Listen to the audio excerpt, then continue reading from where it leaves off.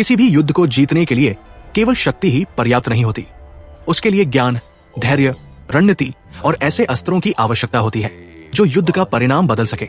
और उन्हीं अस्त्रों में सबसे महत्वपूर्ण माना जाता था धनुष।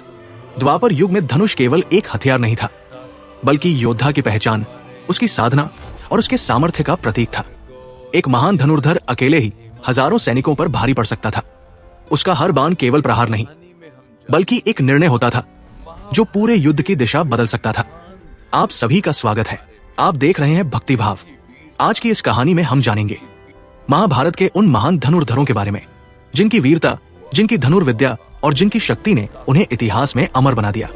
इनमें कुछ ऐसे योद्धा भी शामिल हैं जिनकी तुलना स्वयं देवताओं से की जाती थी, और कुछ ऐसे जिनके सामने बड़े बड़े महारथी तक भयभीत हो जाते थे। सबसे पहले बात करते हैं भीष्म पितामह की।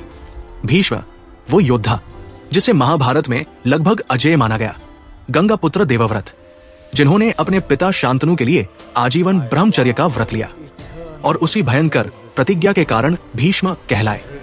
उनकी प्रतिज्ञा इतनी कठिन थी कि स्वयं देवता भी स्तब्ध रह गए थे, और तभी उन्हें इच्छा मृत्यु का वरदान प्राप्त हुआ। लेकिन भीष्म केवल त्याग और धर्म के प्रतीक नहीं थे, वे उस युग के सबसे भयानक योद्धाओं में से एक भी थे। उन्होंने स्वयं भगवान परशुराम से शिक्षा प्राप्त की थी। वही परशुराम जिन्होंने अकेले ही 21 बार पृथ्वी को क्षत्रियों से रहित कर दिया था। कल्पना कीजिए, जिस योद्धा का गुरु स्वयं परशुराम हो, उसकी शक्ति कितनी विशाल रही होगी। भीष्म को धनुर्विद्या, दिव्य अस्त्रों और युद्ध नीति का ऐसा ज्ञान प्राप्त था जो उस समय बहुत कम लोगों के पास था। उनके पास ब्रह्मास्त्र, नारायणास्त्र और पशुपतास्त्र जैसे दिव्य अस्त्रों का ज्ञान था। लेकिन सबसे अद्भुत बात यह थी कि उन्होंने अपनी शक्ति का उपयोग अत्यंत संयम से किया। कुरुक्षेत्र युद्ध में जब भीष्म अपने रथ पर सवार होकर युद्ध भूमि में उतरते थे, तब उनके धनुष की प्रत्यंचा की ध्वनि मात्र से ही सैनिकों के मन में भय पैदा हो जाता था। कहा जाता है कि उनके बाण इतने तीव्र और सटीक होते थे कि शत्रु को समझ ही नहीं आता था कि हमला किस दिशा से हुआ। महाभारत के शुरुआती दिनों में पांडव सेना लगभग टूट चुकी थी, क्योंकि भीष्म अकेले ही हजारों सैनिकों का सहार कर रहे थे। यहाँ तक कि अर्जुन जैसे महान धनुर्धर को भी उनके सामने संघर्ष करना पड़ रहा था। और फिर वो क्षण आया जब स्वयं श्री कृष्ण क्रोधित हो उठे। भीष्म के प्रहार इतने भयानक थे कि अर्जुन पूरी शक्ति से युद्ध करने के बाद भी उन्हें रोक नहीं पा रहे थे। अंततः श्री कृष्ण ने रथ का पहिया उठा लिया और भीष्म की ओर दौड़ पड़े। लेकिन उस समय भी भीष्म भयभीत नहीं हुए, बल्कि वे प्रसन्न हो उठे, क्योंकि उनके लिए भगवान के हाथों मृत्यु प्राप्त करना सबसे बड़ा सौभाग्य था। ये दृश्य केवल एक युद्ध नहीं था, ये उस योद्धा की महानता का प्रमाण था जिसके सामने स्वयं भगवान तक शस्त्र उठाने को मजबूर हो गए। अब आगे बढ़ते हैं अर्जुन की ओर। अगर महाभारत में किसी एक योद्धा को धनुर्विद्या का सर्वोच्च प्रतीक कहा जाए तो वो निस्संदेह अर्जुन है। अर्जुन बचपन से ही अत्यंत एकाग्र और जिज्ञासु थे। गुरु द्रोणाचार्य ने जल्दी ही समझ लिया था कि ये बालक सामान्य नहीं है। जहां बाकी राजकुमार केवल अभ्यास करते थे, वही अर्जुन धनुर्विद्या को जीते थे। एक प्रसिद्ध कथा है, एक रात जब अर्जुन भोजन कर रहे थे, तब अचानक दीपक बुझ गया, लेकिन अंधेरे में भी उनका हाथ बिना रुके भोजन करता रहा। उसी क्षण अर्जुन के मन में विचार आया कि यदि हाथ अभ्यास से अंधेरे में भी अपना कार्य कर सकता है, तो धनुर्विद्या का अभ्यास भी अंधेरे में किया जा सकता है। उस दिन के बाद से अर्जुन रातों में भी अभ्यास करने लगे। यही समर्पण उन्हें बाकी सभी से अलग बनाता था। गुरु द्रोणाचार्य ने उन्हें वचन दिया था कि वे संसार के सबसे महान धनुर्धर बनेंगे, और अर्जुन ने अपने परिश्रम से उस वचन को सत्य कर दिखाया। उनके गांडीव धनुष की टंकार पूरे युद्ध क्षेत्र में गूंज उठती थी। जब श्री कृष्ण और अर्जुन एक साथ रथ पर सवार होते, तब वो दृश्य इतना दिव्य होता था कि देवता तक स्वर्ग से उसे देखने आते थे। लेकिन अर्जुन की महानता केवल उनकी शक्ति में नहीं थी, बल्कि उनकी सीखने की क्षमता में थी। उन्होंने भगवान शिव से पाशुपतास्त्र प्राप्त किया, इंद्रलोक जाकर दिव्य अस्त्रों की शिक्षा ली और अनेक देवताओं से युद्ध कला सीखी। जयद्रथ वध इसका सबसे बड़ा उदाहरण है।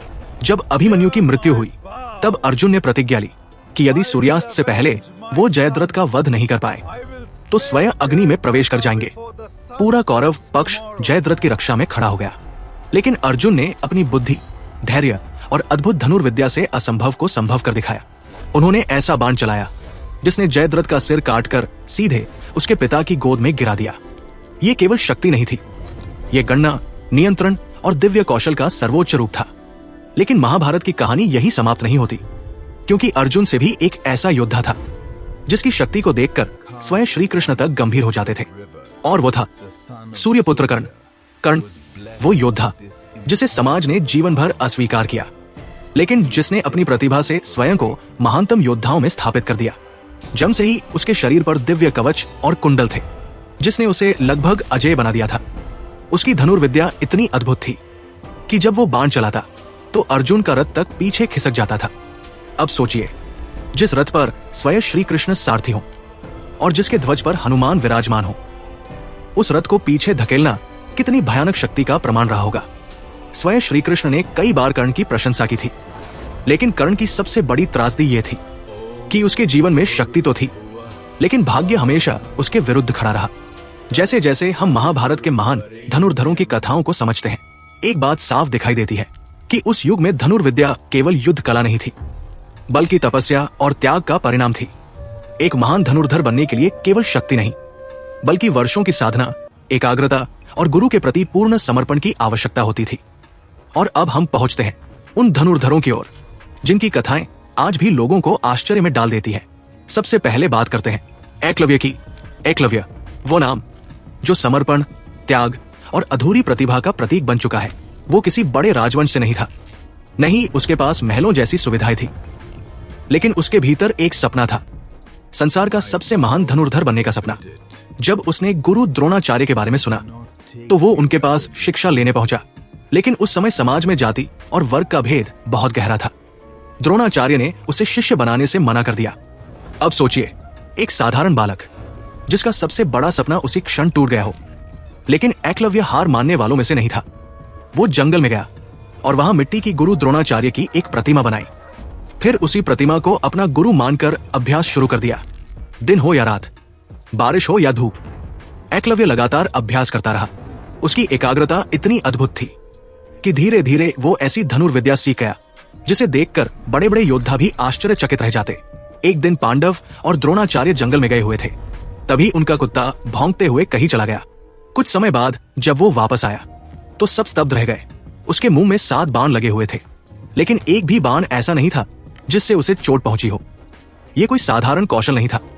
इतनी सटीकता, इतनी गति और इतना नियंत्रण केवल असाधारण धनुर्धर ही कर सकता था।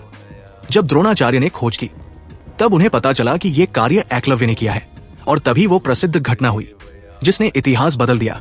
द्रोणाचार्य को याद आया कि उन्होंने अर्जुन से वचन दिया था कि वे संसार के सबसे महान धनुर्धर बनेंगे, लेकिन अब एकलव्य उस सीमा को पार करता दिखाई दे रहा था। तब द्रोणाचार्य ने एकलव्य से गुरु दक्षिणा मांगी।